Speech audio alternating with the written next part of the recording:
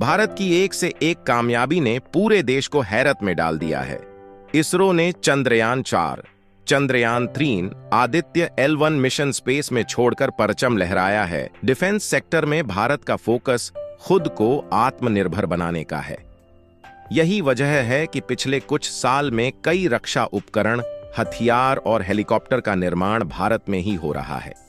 अब make in India का लोहा दुनिया में भी बजने लगा है।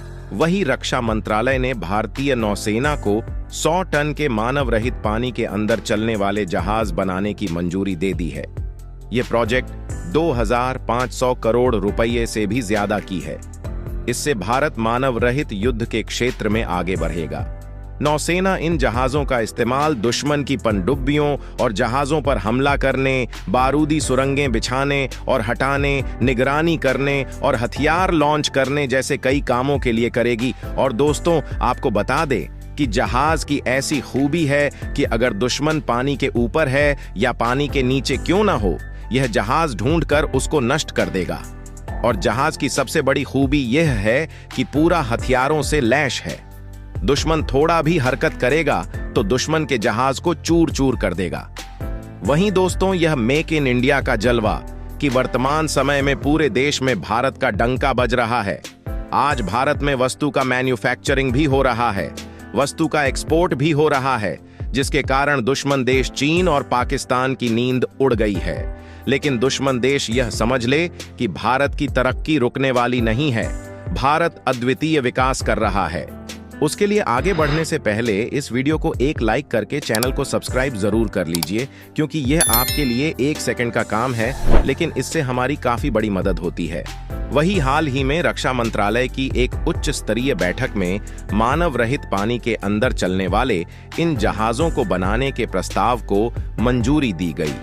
वही दोस्तों, अधिक नॉलेज के लिए आपको बता दें कि एक्स्ट्रा लार्ज श्रेणी के ये जहाज 100 टन से ज्यादा वजनी होंगे। ये जहाज दुश्मन की पनडुब्बियों और जहाजों पर हमला करने में सक्षम होंगे। इससे पानी के अंदर भारत की ताकत बढ़ेगी।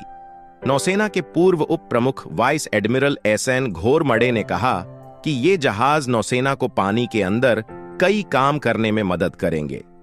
सूत्रों ने बताया कि नौसेना इन जहाजों का इस्तेमाल कई कामों के लिए करना चाहती है, जैसे बारूदी सुरंगें बिछाना और हटाना, निगरानी करना और हथियार लॉन्च करना। वही भारतीय नौसेना अगले कुछ महीनों में इस प्रोजेक्ट के लिए टेंडर जारी करेगी। भारतीय जहाज निर्माण कंपनियां आत्मनिर्भर भारत पहल के तहत मेक 1 प्रक्रिया के अंतर्गत बोली लगाएंगी। नौसेना ऐसे जहाज चाहती है जो लंबे समय तक पानी के अंदर रह सकें। साथ ही ये जहाज तट से दूर भी काम कर सकें, ताकि संदिग्ध जहाजों और अन्य गतिविधियों पर नजर रखी जा सके और राष्ट्रीय हितों की रक्षा की जा सके। वही भारतीय नौसेना मानव रहित क्षेत्र में अपनी क्षमताओं को बढ़ाकर भविष्य के युद्ध के लिए खुद को तैयार कर रही है।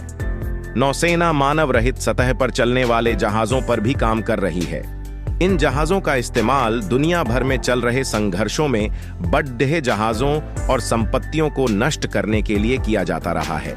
नौसेना मानव रहित लंबी दूरी की निगरानी क्षमताओं को बढ़ाने पर भी ध्यान केंद्रित कर रही है।